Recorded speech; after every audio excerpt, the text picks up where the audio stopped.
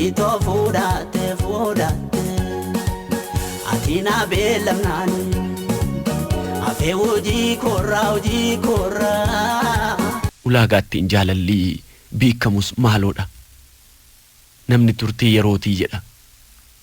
Ani garuu guyyuma tokkottan argee guyyuma sana jaalalli na qabe.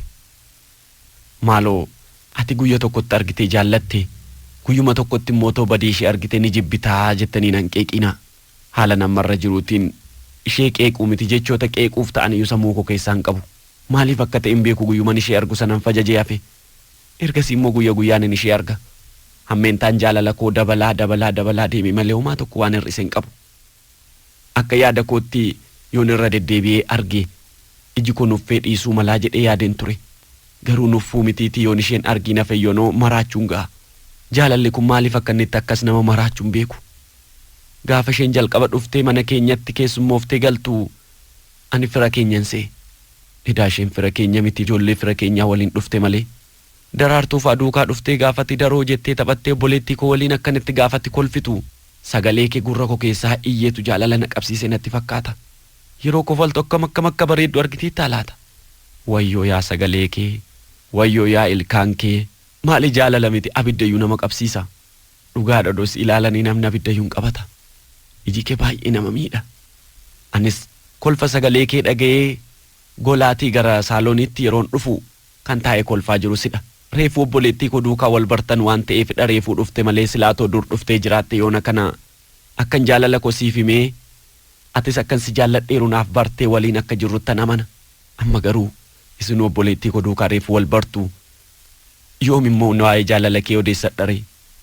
Ammas immoo obboleettii koo ani baay'een saalfadha. Eegoo koo yoo taatellee an garuu ishee baay'een saalfadha. Baay'een ishee sodaadha. Waan akkasii taasisuun natti hin tolu. Akkam godheen isheetti madhare. Ati immoo gaafa mana keenya dhuftu akkuma obbolaan koo nafaana ta'anitti na waliin taphatta. Ani immoo akkatti baasee sitti madhuun qabu. Warri kee yoo obboleettii koo kana duukaa taate malee akka isaan garsiin baasne atootuuti odeessituu dhaga'eera. Maalan godharee eessattiin si arga. Yoo baatoo konkolaataadhaan fuudhanii mana barumsaa si geessu. Yoo deebitoo konkolaataadhaan fudhatanii manatti si galchu. Tokkitti ati carraa qabdu obboleettii koo duukaa mana keenya dhuftee taphachuu qofa. Manatti akka horiitti waan eegamtuuf gaafa mana keenya dhuftu gammachuun ati agarsiistu daranuu akkan jaalala keerraati qabamu na taasise.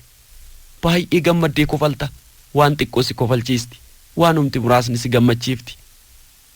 Maaloo biqiltuu adaraa jaalalli laphee keessatti biqilee akkanatti firii godhachuudhaaf naquuqaa jiru kun akka inni cooligee deebi'ee hin banne na jalaan taasisiin. Qophii dambalii jaalalaa akkati dhaggeeffattu gaafatti daraartuu waliin haasoftuun dhaga'e. Kanaaf jechaan sitti himachuudhaaf gara warra qophii dambalii jaalalaa qopheessaniitti xalayaa koo kana ergadhe. Adaraa yoo dhageesseef ani mitikkuu gonfaati. Kanuma ati daraartuu gonfaa bira dhuftee waliin taphattu. Biqiltuu adaraa akkuma dhageesseetiin gaafa daraartuu duukaa mana keenya dhuftu yoo natti aarteetta taate nan dubbisiin. Yoommoo jaalala koo fudhattee taate kolfii nafaana taphadhu. Yoo ati kolfitee nafaana taphatte akkati jaalala koo fudhattee tuttan adda baafadha. Qophii dambalii jaalalaa miilanaa dhaggeeffachuu keef dhaggeeffachuu dhabuu keemmoo anuu sin gaafadha. Si gaafadhee yoo ati kofaltee maaloo mallattoo naafaa ta'u jaalala koo akkati fudhattee tuttan fudhadha. Waa'ee qophii dambalii jaalalaa si gaafadhee yoo ati natti dubbachuu diddeemmoo jaalala koo akkati na keessatti cooleksiteetti fudhadheen miidhama koo baattadheen hanga gaafa ati na hubattuuttiin si eega. Ana mitikkuu gonfaadha. Obboleessa daraartuu gonfaa magaalaa Adaamaatti kan argamnu. Biqiltuu Darajjee magaalaa Adaamaa ganda Haaraatti kan argamtuuf.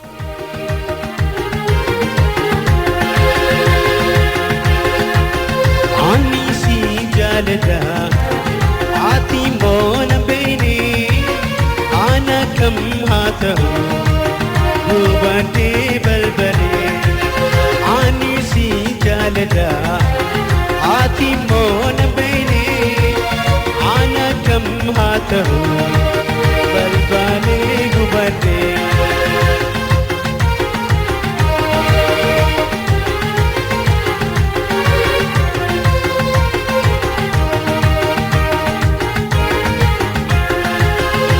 Simoni disai sinarra dorga alkamana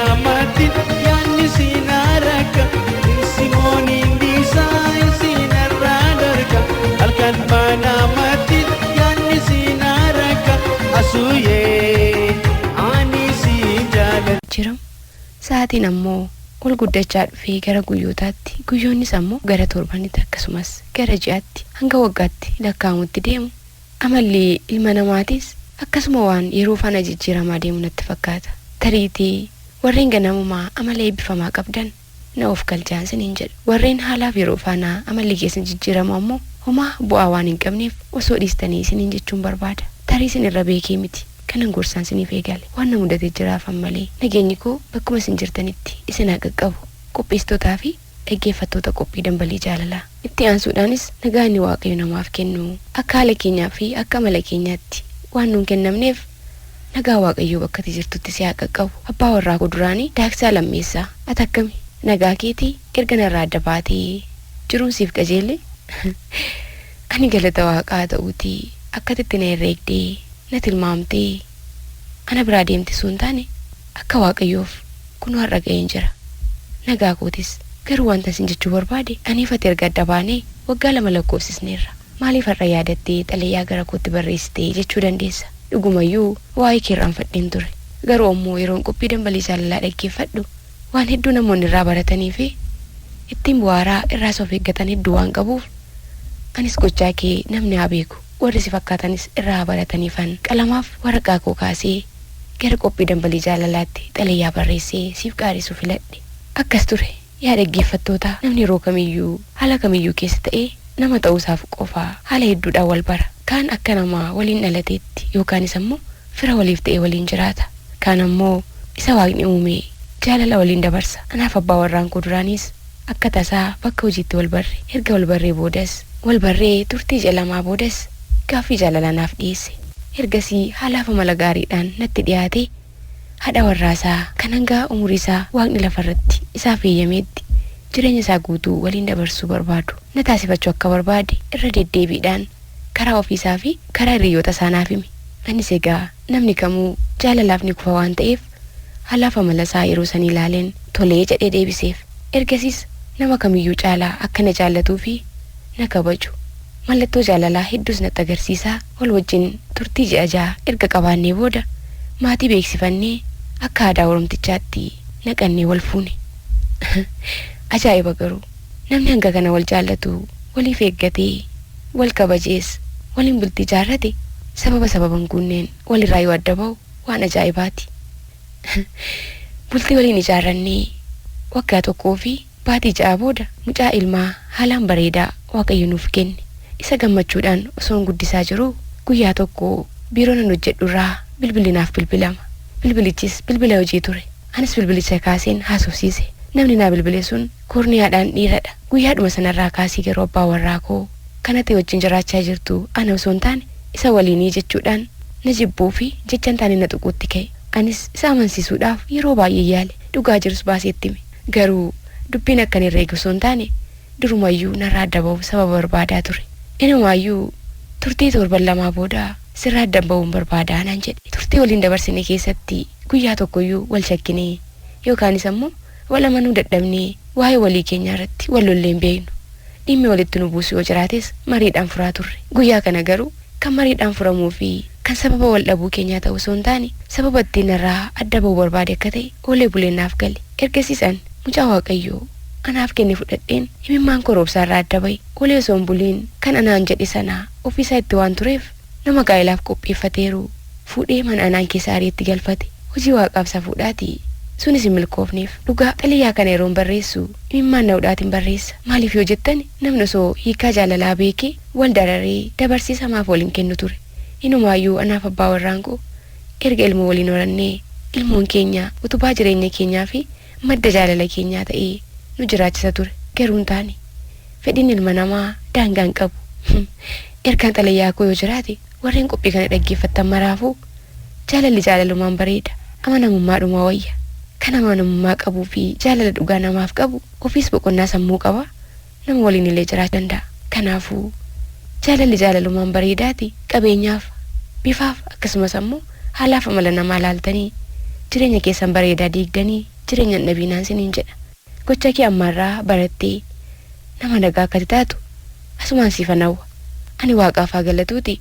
Kun abbaa warraa gaariitti heerumni qannoo qabu jiraachaan jira. Siifis ammoo biddeenni siif haa ba'uun siin jedha. Akka tamaan irratti oolte hamaan siif hin deebi'in nagaan turi. Abbaa warraa koo duraanii Daaksaa Lammeessaa godina addaa naannoo Finfinnee magaalaa Laga Xaafotti kan argamtuuf ana haadha warraa kee duraanii Baay'ush Cimdeessaati magaalaa Amboorraa.